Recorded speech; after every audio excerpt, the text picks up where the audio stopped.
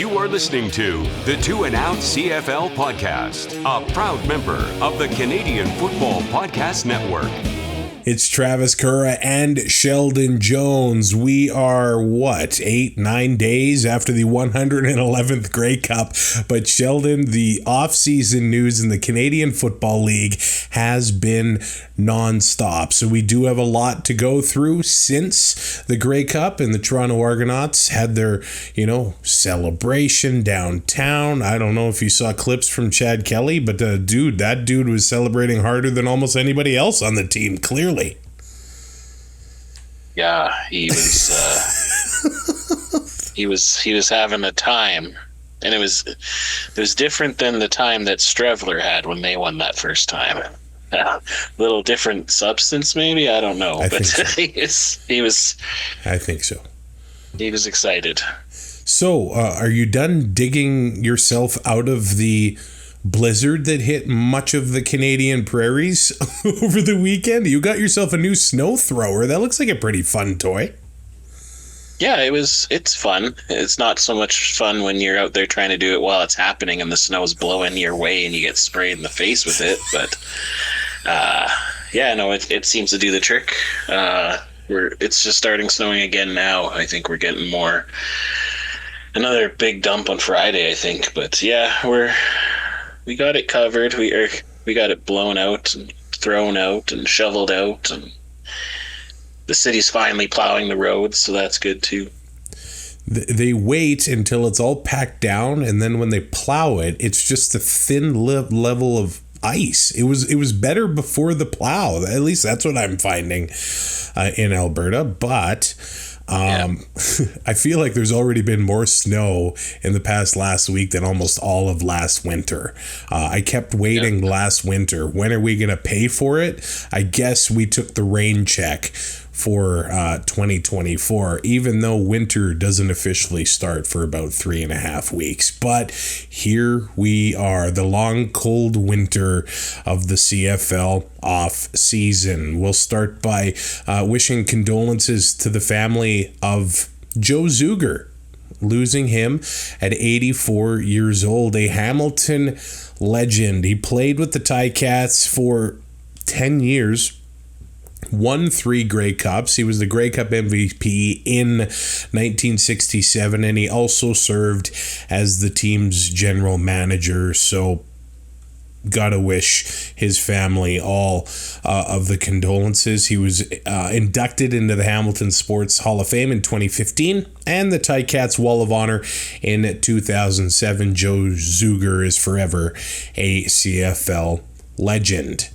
But the big news, Sheldon, comes with one prized quarterback being traded recently. We will get to that very, very soon. I do want to talk about the 59th Vanier Cup being in the books as the Laval Rouge ended up winning over the Wilfrid Laurier Golden Hawks. 22-17 was the final score.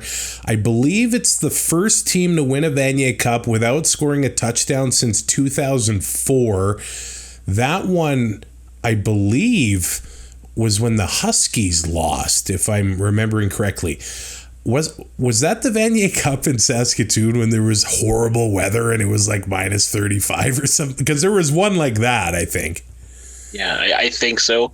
I'm sure somebody will help us out in the comments, letting us know which one it was. But I remember it was either that one or there was one in the Sky Dome too that I don't remember being very high scored that had the Huskies in it too. So I'm not certain, but yeah.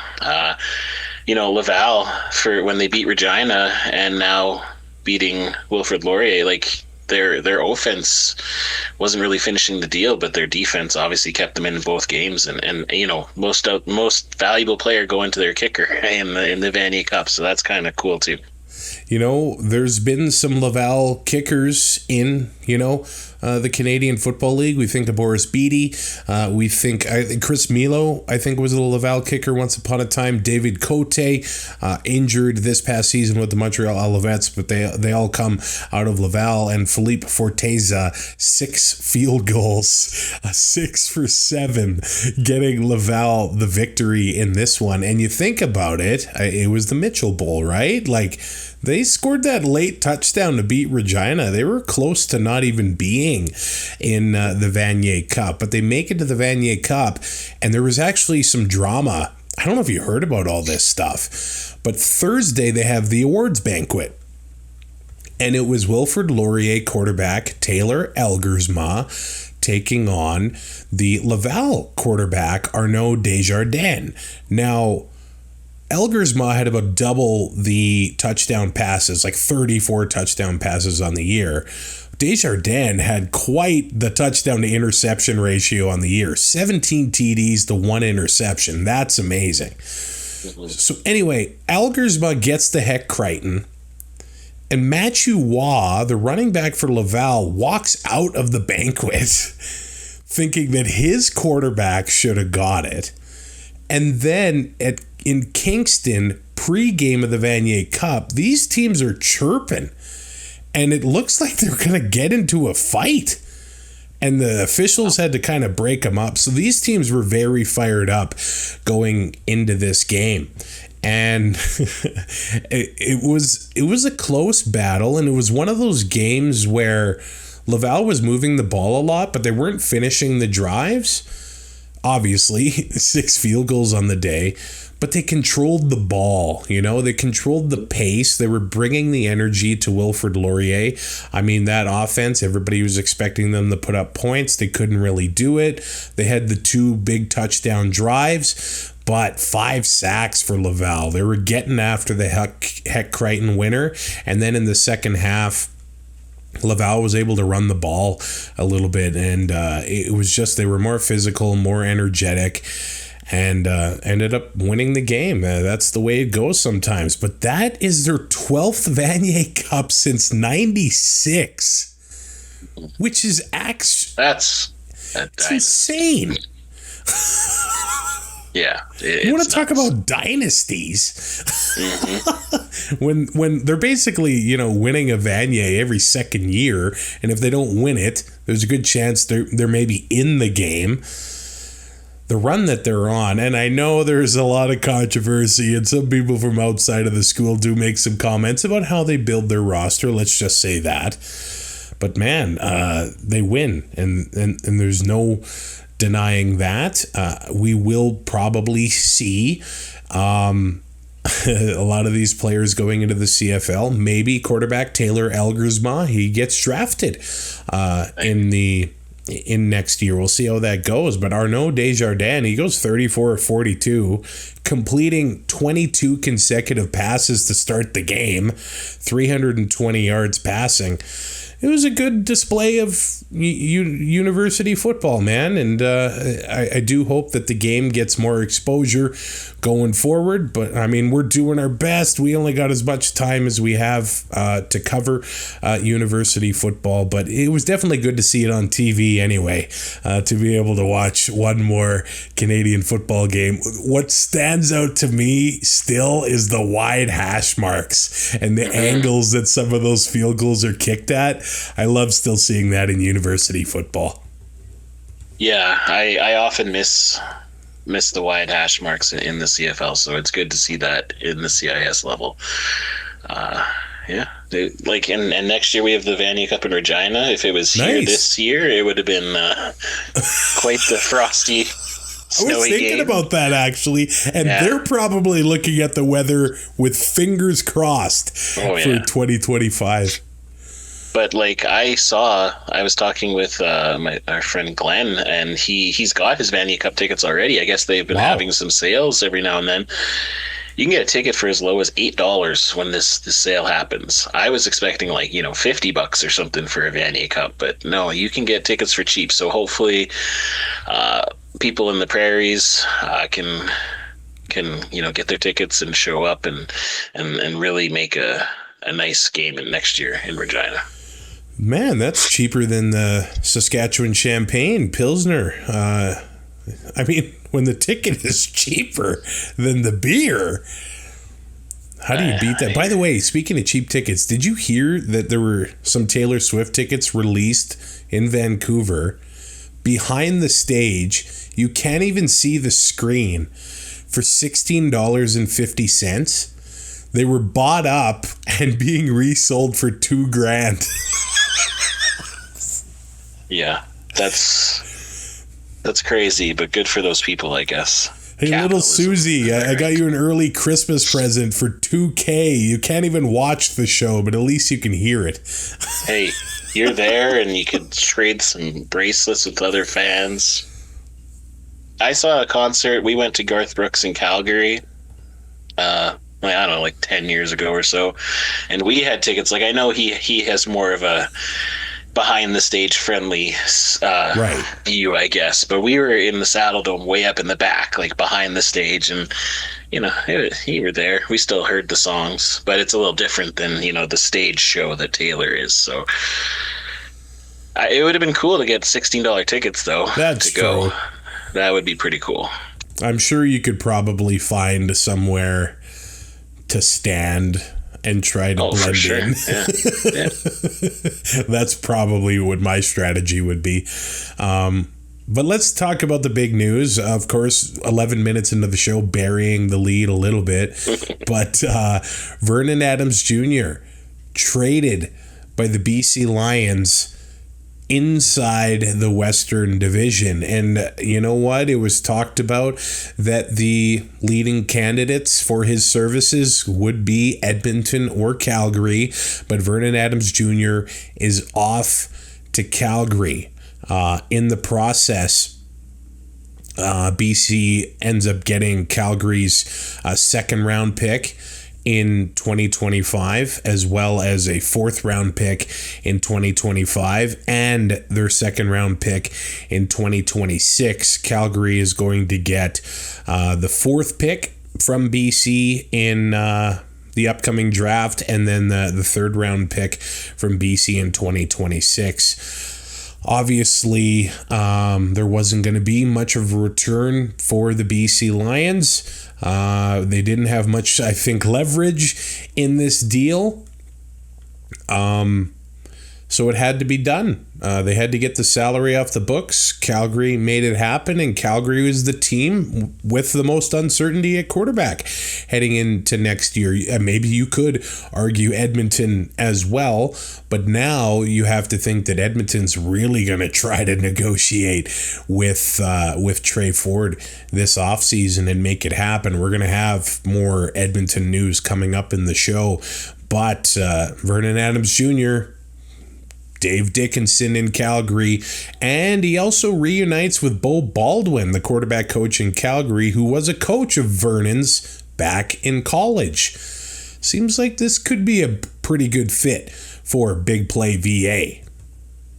Yeah, I think getting back with Bo is huge. I think that will help the game out a lot, because he's going to be able to help Dave Dickinson cater the offense to a more of a running quarterback. The Calgary really hasn't had that under Dave Dickinson. I don't really think, because Bo Levi didn't really run that often, right? So it'll be interesting to see how that works. I see a lot of people who are thinking that this is going to just put the Stamps right back into contender mode, but they had more issues than just a quarterback, I think. And, with the comments that came out with some of the former Stampeders who just won the Grey Cup in Toronto about that locker room and just what's happening there, I think there's a lot of damage that might need to be fixed, because, not often is Calgary ever signing a bunch of free agents. They're kind of building their teams through the draft and through, rookie camp or mini camp signings, but this might be one of those years where they actually will have to go and get some key players in free agency. And honestly, having Vernon Adams there is a really good start, because just the locker room guy, like even with what all went on in BC with Nathan coming back, and I think the locker room was kind of divided there, but he put on quite the the front, I guess, to make it seem like everything was fine and, trust the process, all that stuff. So I think he's a very good leader for that locker room, but they need to find some more pieces to complement him there. Man, it's interesting to see all these comments coming out of Calgary, because up until recently, the Stamps were the franchise to be jealous of, really, up until Winnipeg kind of took over. And I know Toronto's the champs 2 of the last 3 years, but Calgary had that consistency for a long, long time, and now it does belong to the Bombers, which, man, that end of season press conference with Mike O'Shea was something. I do have to laugh at people thinking that the Bombers are going to blow up the roster.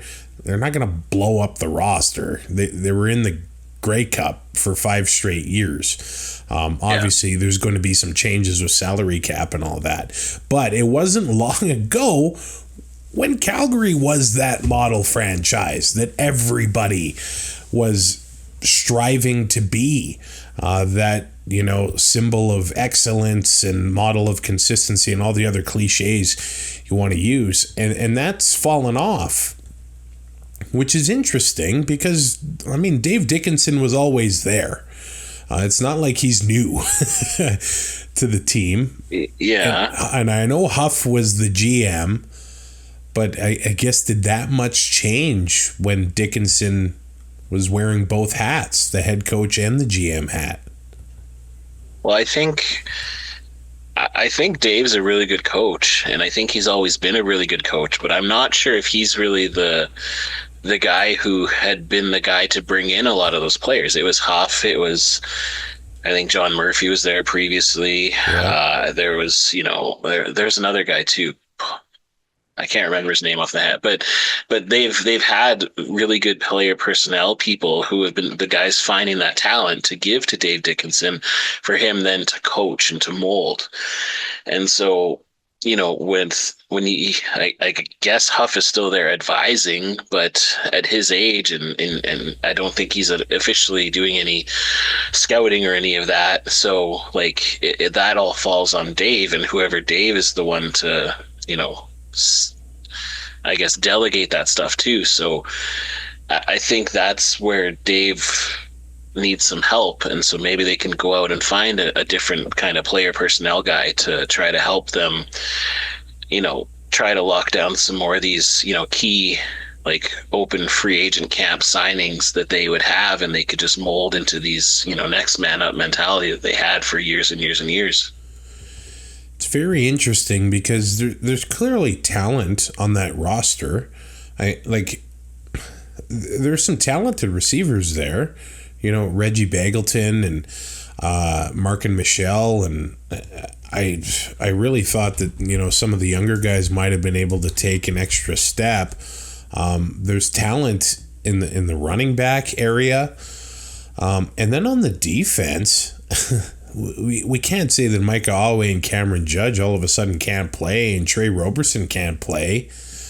That really does fall on coaching. I do think that the D-line was not a point of strength. And if your D-line's not able to get after the quarterback and create pressure, we all know that will hurt the rest of your defense. But the Malik Henry getting hurt, the young receiver, that definitely hurt their offense that way. But there's definitely talented players in red and white. So when they're not, succeeding and they're not living up to their potential, it does point to coaching and whatever went on last year, and it does, and everybody will point at the quarterback position. And Jake Mayer sometimes could look brilliant and look like he could tear a defense apart, and then the next time he's just making terrible decisions and turning the ball over and things like that. And sometimes VA can fall into those traps and have bad games like any quarterback. But I think that instantly, maybe it signals to the rest of the roster that the Stamps are, going in on 2025, and they want to make things happen, and they're hosting the Grey Cup in 2026, and they want to have a competitive team on the fields going forward. They're changing the turf in the offseason. I think that's been a talk of conversation. Maybe that has been the reason that there's been, those non-contact injuries going on in Calgary. But Brent Monson, the defensive coordinator, could be heading to Toronto, which is interesting. I think everybody agrees Brent Monson is a great coach, but the defense did not live up to expectations in Calgary. And he could be going to Toronto, which is very interesting because the Argos this past season had co-defensive coordinators, Will Fields and Kevin Eiben. Now, I don't know what's going to happen on that front, but the Grey Cup champs making a change of defensive coordinator, possibly going to one guy, and yet another former person from the Calgary organization heading to Toronto. They just keep on heading east from Cowtown. It's pretty crazy if this does turn out to be true.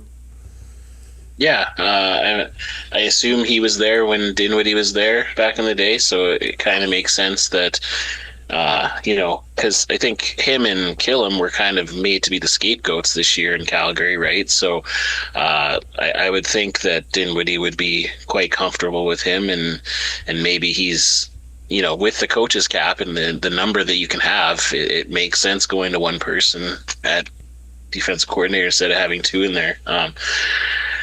But it'll just be interesting to see who Dave can go out and get to replace in. I think we all know special teams is going to be Craig, I would assume, but he's going to have to, find a good defensive coordinator because, like we discussed there, they have the players, but they didn't really have the results of the defense. So, but, I think Monson's a really good coordinator. So, the Grey Cup champions, if they do add him to their coaching ranks, that's nothing but good news for Argo fans. Now, here's a question. Well, maybe not even a question, just an observation. I see lots of fans still throwing out the name Devon Claybrooks. It didn't go well when he was the head coach in BC for the year. Everybody will admit that. But he was a pretty sought-after name after he was the defensive coordinator in Calgary. And it's not like he's invisible. Devon Claybrooks, we saw him Grey Cup week in Vancouver. So he's around the CFL. And it's just interesting. Do things come around, and does he end up being a defensive coordinator again? I don't think there's any teeth behind what I'm saying, but he's around and he's available if he wants to coach defenses again. Well, yeah, and I think honestly, sometimes it just doesn't work out. Look at Richie Hall. He left the Riders as defensive coordinator to go to the Bombers at first, and then he went and coached in Edmonton, right? Yeah. Did he go to Edmonton straight? Yeah. And then it didn't work out, and then he went back to Winnipeg and continued his career as a defensive coordinator. Sometimes just head coaching may not be the right thing, but you can still be an excellent coordinator. Craig Dickinson, same thing. He can still be an excellent special teams coordinator if that's the way that Calgary goes. And, if you're bringing in if you're going to bring in somebody who you've worked with in the past, Devon Claybrooks is a heck of a guy for the Stampeders. So, while maybe you're speaking into existence, I don't know, but I honestly think that would be a great get for Dave. Now, let's circle back to Vernon Adams Jr. because his last head coach, Rick Campbell, has been relieved of duties by the BC Lions. We haven't had a chance to talk about that on the show. It was a big rumor sort of circling around Vancouver Grey Cup week, but it's official. Now, Rick Campbell did have a year left on his contract, but they've relieved him of those duties right now. And I did find it weird that there was talk of Rick Campbell and Vernon Adams Jr. both possibly going to Edmonton. Well, Vernon's off the table. He's in Calgary. But if Rick Campbell ends up in Edmonton, doesn't that make Labor Day and the whole Alberta rivalry a little bit more intriguing again? I think that's a lot of fun. But back-to-back 12-win seasons in Vancouver, West Final losses, and then this past year, the Grey Cup hosting year, they go 500, they lose in the West semifinal. There's all of the sort of,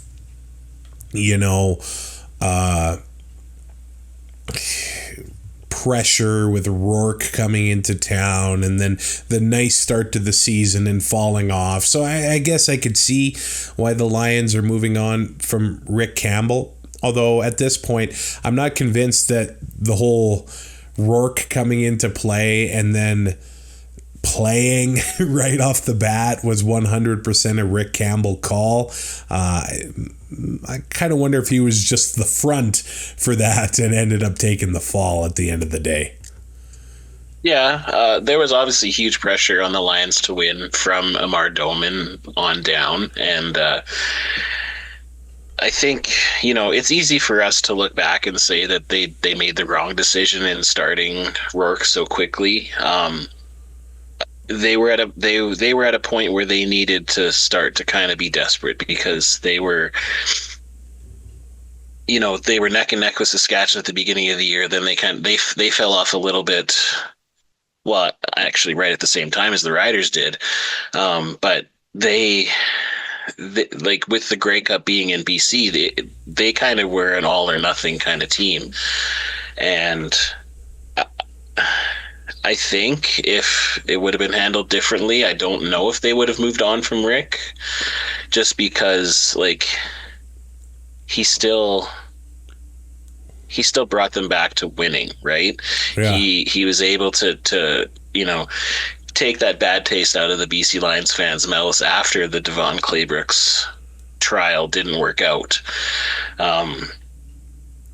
But I do think it was handled poorly, and as the head coach, he's the guy who has to take the fall for that, whether it was him or not, because I think he really did think that Vernon was his guy. I just think he waited too long to go back to him. If he would have went back to him a couple games earlier, even, maybe we're not talking about this, him being done. But, him going to Edmonton, if that is what happens, it kind of seems like it's a lock now. That would certainly make Labor Day interesting, but also just if he's going to Edmonton, he's got some pretty big shoes to fill with his dad there, right? So, but that seems to be what Larry Thompson is wanting to do. He wants to bring back the double E, and it seems pretty gung-ho on if you have past connections to that double E brand. That's who they're looking for right now. I do understand the arguments of we keep recycling the same old guys, you know what I mean? Like Rick's young enough. Yeah. I don't think he's because this is only his second head coaching, right? Yeah. So yeah, I don't think he's past the recycle stage yet. And I don't know how many head coaches are out there that would make a big splash. Certainly if the Elks hired Mike O'Shea, that would be a massive splash. But I don't see how many names are out there for them to do that. So certainly, I think Rick Campbell, once upon a time, he was a coordinator in Edmonton, but never, the head guy in Edmonton. That might be obviously a choice here. If I'm Rick Campbell, and I'm just saying this as somebody that looks for any excuse to be lazy, I might want to sit on the sidelines and get paid for the next year. It's so tough though, because honestly, with his coach's cap and with teams hesitant to actually move on from coaches because of the penalties.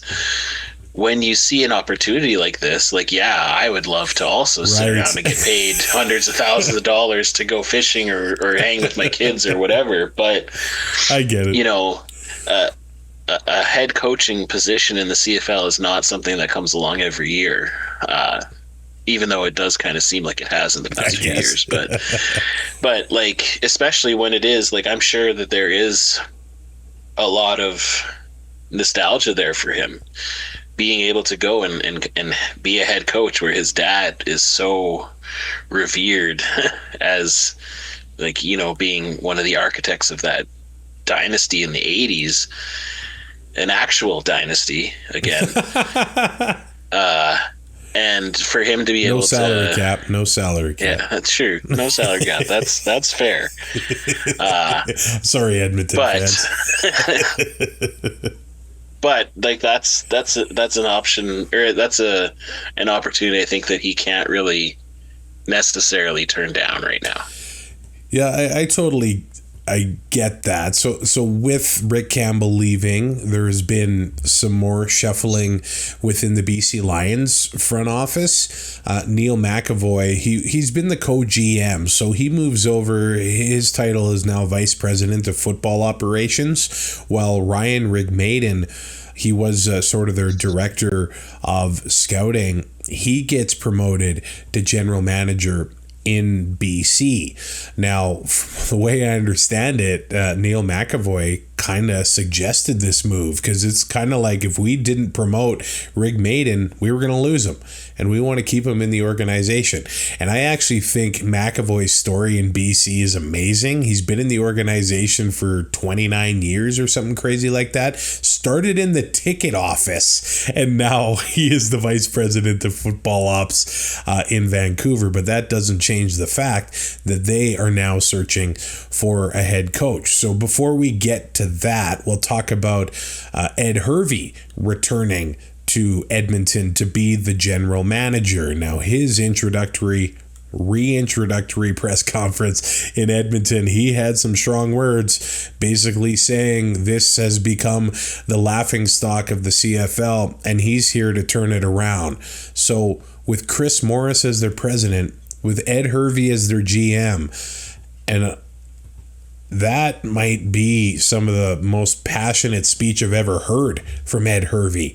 Normally he's a pretty quiet, reserved guy, but at least I thought. And then, well, I know some of those Labor Day battles. Unless he's talking about consequences. Hey, that was Cavis Reed. That was Cavis. Oh, yeah, you're right. Yeah. My bad. Yeah. So Hervey winning the Grey Cup there as a player, obviously, winning there as a GM in 2015, and that original run didn't come without controversy. You remember shutting down the locker room to the media, things like that. He said they're not going to be doing that this time around, which I thought was pretty funny. But you talk about, Larry Thompson wanting to keep some of that rich tradition alive in Edmonton. Ed Hervey coming back. I think a lot of fans will tell you that the past president, Len Rhodes, and firing Ed Hervey was probably the dumbest move he could have made, among other dumb moves that he made during his run. So I think fans are going to be happy to see Hervey back in green and gold, and then with another familiar last name like Campbell, if they were able to make that happen. It does seem like positive moves here for Edmonton in the offseason, but they need to find that head coach as well. We'll see. Does Ed Hervey hit the ground running and put all of that focus into Trey Ford, or what are the Elks going to do when it comes to quarterback? We don't know what's going on behind the scenes there, only speculation. But do you think that these changes that they've made so far are better for number 2 to stay in Edmonton? I guess I don't see them being any worse. Yeah, I definitely don't think it's worse, because I think if it was G-Roy and Jerry is still there, maybe that would have been a deterrent for Trey Ford, just because of how the season played out with the yo-yoing back and forth of Trey's our guy and McLeod's our guy. So I think that's definitely a positive. The one thing that I'm kind of just wondering, as I've gone through it here myself, I'm just wondering if they're going to be like the odd ones out and then have to settle for like a cast off, which we're going to talk about maybe later on here, like the Riders did when they kind of had to settle back on Collaros that one season, and then he gets hurt the first game, right? After the Riders didn't get, Bo or Michael Riley or whatever. So they have to act fast because, the first domino fell with Vernon Adams, and, there's not much time. I know there's still a couple months until February, but they have to lock down Trey Ford. If that's who they think is going to be their franchise guy, they need to do it. But at the same time, has Trey Ford really shown that he's the franchise guy yet? Has he been given the opportunity to show that? Has he done enough in the opportunities that he's gotten? That's the thing, because I know he came in and he had that hot start, and I think everyone got super excited because there was so much losing going on in Edmonton for years and years, and they saw that glimmer of hope. But now, there's been talk about maturity. There's been talk about not playing certain packages. I know that's been also debunked too, so we don't know what's right there. But they have to decide if Trey's the guy they want to target, then they need to do it soon, and they need to be able to come out and say, Trey is our guy. There may be some growing pains with Trey, but Trey is our guy. Yeah, that's the thing. I think if you make the decision, you got to stick to it. But this year, we saw what happened when Trey Ford had the opportunity to start in sort of a playoff lives on the line game in those back-to-back games against Winnipeg in September. It didn't work. But Labor Day and the rematch. But is that because it's Calgary? Yeah, true. We don't know. Yeah, you're right. Anyway, it's an interesting conversation, and there could be another quarterback on the market that, we'll talk about going forward. I guess the older I get, or the longer I've done this show, we've seen so many hot backup quarterbacks like James Franklin, like Nick Arbuckle. I know he's a Grey Cup MVP now. Like Jake Mayer, who become like Taylor Cornelius, that become Drew Willie. Yes. Who was Sunseri, Tino Sunseri. Great hair. Great hair. Great hair. They impress as these backups, and they show these flashes, and then everybody's like, let's give them the big payday. Then they get the big payday, and it just doesn't work. Is Trey Ford in that category? I don't think so. At least I don't want to think not. So. Yeah. But it's probably $300,000 money rather than $500. You know what I mean? Going for 300 and with incentives. I think you give him the option that he can become that $500,000 quarterback, but he's going to have a low base and not much guaranteed because he has to show it. He has to, if he's given the ball and if he's given QB1 designation and he takes the Elks to the playoffs this season or something like that, then that's kind of when you're like, okay, let's renegotiate. Let's, you're our guy. But he's going to have to play at least one or two good seasons while not getting elite money before he's going to get that payday. So the Elks, the Lions searching for a head coach. It's, I guess, permission season. Where all these teams are asking for permission. It's been said that actually offensive coordinator out of Winnipeg, Buck Pierce, is one of the front runners for the coaching job in BC, or the offensive coordinator for the Lions, Jordan Maximic, could get that promotion in BC as well. The front runners in Edmonton, obviously, like we talked about, Rick Campbell, or even Mark Killam, recently let go by the Calgary Stampeders. But the Elks have also asked permission to talk to Jordan Maximic, the OC for the BC Lions. Now, the Lions also asked for, it looks like they're going to put it all out there and talk to everybody. No disrespect, but talking to Mark Mueller, offensive coordinator for the Saskatchewan Roughriders. That one actually kind of surprised me a little bit pretty quickly for Mark Mueller. And then Winnipeg also got permission from BC to talk to Jordan Maximic in case the Lions end up hiring Buck Pierce. Jordan Maximic seems to be the hot commodity here with all of these teams in the West, as the East are just eating their popcorn, as it seems like everything's pretty set out there for the most part. Yeah, it seems like Maximic's kind of gone to the proverbial next head coach, and he's kind of taken over that role that Mark Killam has had over the past 3 or 4 seasons, it seems. But the funny thing is Campbell, Maximic, and Killam could all end up in Edmonton. I guess they could.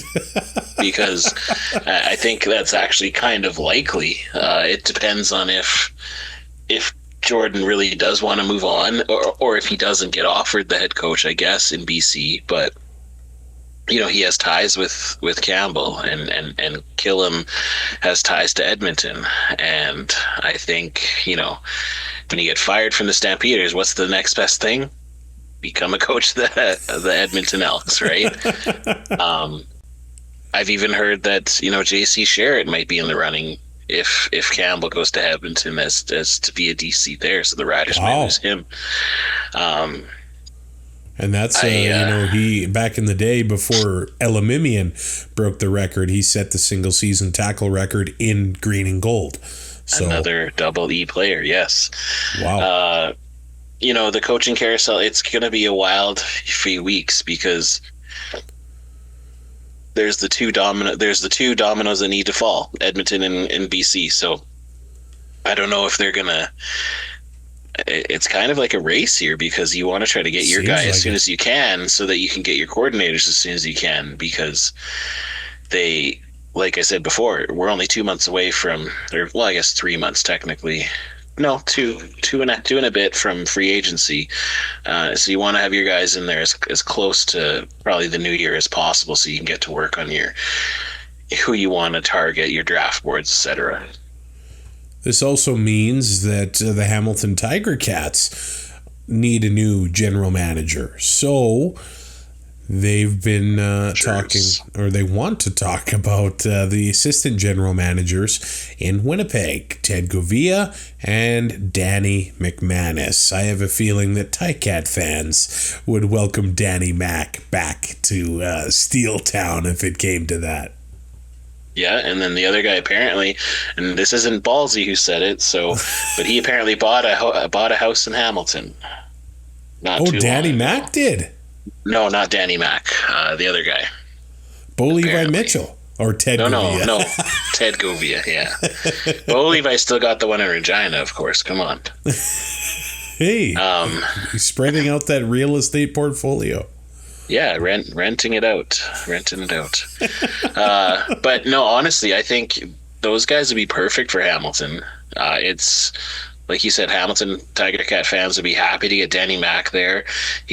They've proven they've been able to find players, and they've done a really good job with retaining their star players. And I know they're only the assistant GMs, but obviously the assistant GMs are doing a lot of that work too. And so they've been there seeing what can almost be a dynasty if you get a few more wins in the Grey Cup, but they know what it's like to build a team and to find that, and that's what the Tiger Cats need. They have the longest CFL Grey Cup drought right now, and they need to be able to show their fans that they're going to do whatever it takes to bring that beautiful trophy back to Hamilton, and I think this would be a great first step. What's always really interesting is we know that Scott Milanovich is set in Hamilton, but general managers normally don't like to inherit their head coaches for too long. Of course, that coach's cap is in place, so they'll probably have to stick with that guy for at least a little bit, but it's just a different note to bring up. So I guess let's talk about some player news. There has been some extensions, and we're going to start seeing these come by the dozen over the next several weeks heading into free agency. But the Winnipeg Blue Bombers have extended kicker Sergio Castillo. He was kicking 60-yard bombs this year, so he's sticking around in Winnipeg. The Montreal Alouettes have extended Tyrese Beverette and their kicker Jose Maltos, who was their kicker for the bulk of this past year with David Cote on the shelf. And then the quarterback rumblings. And I actually was told this in Vancouver, not to be surprised if Cody Fajardo retired and the Alouettes went with Davis Alexander as their starter in 2025. Well, the growing talk is that even if Cody wants to play going forward and in 2025, we know he's got a growing family, but still, he is in his early 30s. He's not over 35, but I'd say there's some mileage on those legs. He's had a couple injuries, and he was the quarterback that got sacked the most in CFL history in Saskatchewan. So we do know that Cody has taken some punishment in the last few years in the CFL. But Davis Alexander could be a hot commodity this offseason, and it appears that the Alouettes don't want to lose him. And he got into some significant action this past year and proved a lot, including a big comeback win against the Riders in the summer, and he led the team to several victories while Cody was hurt. That's some valuable snaps behind center, and it showed the rest of the league that, hey, this guy can play. Maybe we want him on our team. But unless Cody Fajardo takes a steep pay cut, Montreal might want to move on from him. So I think that's what you were alluding to with Edmonton. Could Cody Fajardo go from red, white, and blue to green and gold next year? Interesting times for sure to talk about. Yeah, I was just trying to look for confirmation because I'm pretty sure I saw that they signed Davis to a 3-year deal.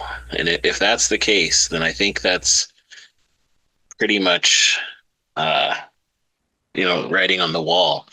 But I couldn't confirm that. But yeah, I think, Cody. I'm actually just seeing this from earlier tonight. The Montreal Alouettes have signed Davis Alexander to a 3-year contract extension through 2027. 26 years old, and he went 4-0 this year when he started with Cody on the shelf. So I guess that confirms it. And so I'll throw this in. Fajardo has a $200,000 roster bonus due in the middle of January, so we're going to be figuring this out in the next 6 weeks, probably sooner. Yeah, so I guess it's going to come down to, is Cody willing to go be a backup somewhere else? Is Cody willing to see if... is Edmonton willing to see if that's somebody that they really want? I don't know, but I think that he still has lots of playing time left, I think, but at the same time, I think he also wants to be a broadcaster, and I think he wants to do that in the NCAA. Wow. Interesting. Yeah, I know that during... I think it was during the pandemic he was doing some work down there, like in the off season with some of his alma mater and stuff like that. And it seemed like that was kind of what he was really interested in. And, if the writing's on the wall and he's going to be the odd man out there, I don't know if... I don't think he's not good enough to be a starter quarterback. I think he is. I think he's proved that taking them to the Grey Cup last season, and then when he was playing, he was still pretty good this year. Like I wouldn't pin a lot of their losses. Cody and VA play all 18. That's probably your MOP matchup. For sure. Yeah, no, absolutely. And I think that, like I said, he's still got gas in the tank. It's just, is he willing to maybe play for less money? That's what I guess we'll have to wait. But if he's got a $200,000 roster bonus in the middle of January and they just re-sign Davis, I think he may be a free agent, and that might be a good thing though, because then he becomes a free agent before Trey Ford, before McLeod Bethel Thompson, and so maybe he has a chance to see what can transpire there. Back in Saskatchewan for number 7. Trevor Harris is number 7. But, well, that's stranger what I mean, things. Because Trevor Harris has to make his decision, or the rider's going to make it for him. I don't know. If I'm reading what Jeremy O'Day is saying and what Trevor Harris is saying, Trevor's going to be back, and it's going to be for more than 1 year. I think as long as he can stay, I think he has the itch to keep playing. And I think, again, he's probably, if he doesn't get hurt, he very well could have been in the MOP race this year too. If he's able to keep himself healthy, and this Tom Brady 12 stuff that he's doing seems to be keeping him pretty young. It's just like, as a Rider fan, I was happy with his play this year. We were a poor game plan away from maybe being in the Grey Cup, but we didn't score as many touchdowns as we needed to, and that's always been his knock. So I think that's got to be something that Jeremy O'Day and Corey Mace are really looking at. But I think if they were having any serious thoughts of moving on from him, they probably would have been involved with the VA trade. They probably would have tried to, and Jeremy O'Day flat out said he didn't even call BC about it yet. So we can take that with a grain of salt. But I would be pretty much shocked if it wasn't Trevor Harris as the starter in Saskatchewan, unless they're going to try for Trey Ford. I don't know, but I think it wouldn't be the worst thing to do to get a solid up-and-comer. I was hoping for Alexander to kind of mentor under Trevor for a year or two, but if they can, because I don't think Patterson's the guy. Maybe Cohn is, and he can get another year or two under Harris, but I just don't really expect the Riders to be involved in the quarterback carousel this offseason. We know that the Saskatchewan Roughriders are great at developing quarterbacks. For other teams. Yeah. Sure are. I think Darian Durant might be the only guy.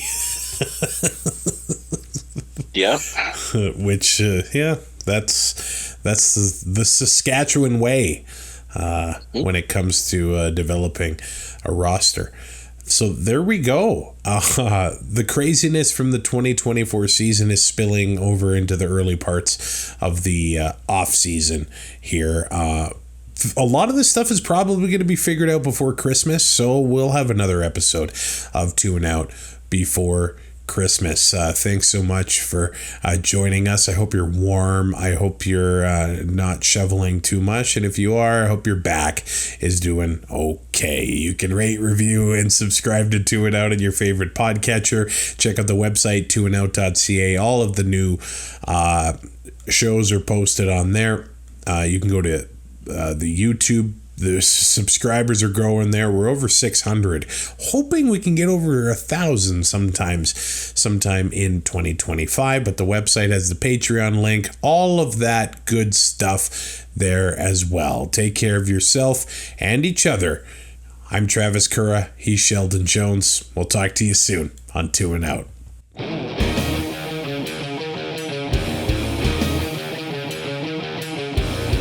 Thanks for listening. Find more great shows like this at CF Pod Network on Twitter.